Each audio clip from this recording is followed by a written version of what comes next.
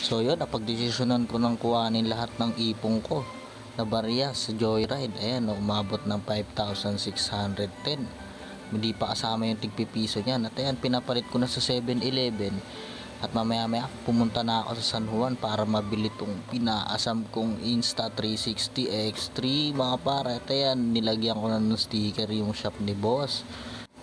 Ayan, sinigurado ko talagang dikit na dikit yan para makita nyo pag bumili kayo dito sa Cam Greek PH. Ayan si boss, binigyan na ako ng sticker niya. Ayan pala yung nabili ko.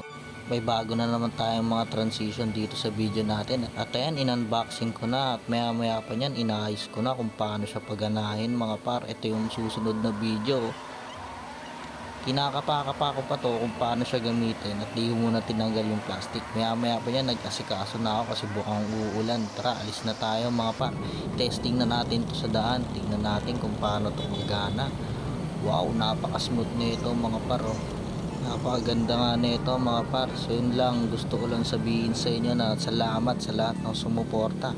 Salamat sa lahat ng nagtiwala. Salamat sa lahat ng mga tropa, kaibigan, mga kakilala na sumusuporta lagi sa akin. Tutuloy-tuloy lang natin to mga par hanggang sa may marating tayo. Syempre hindi tayo makakalimot sa taas, laging gumagabay sa atin. Habang bumabiyahe nga ako, ayan naalala ko siya kasi napakaganda nung gawa niya talaga.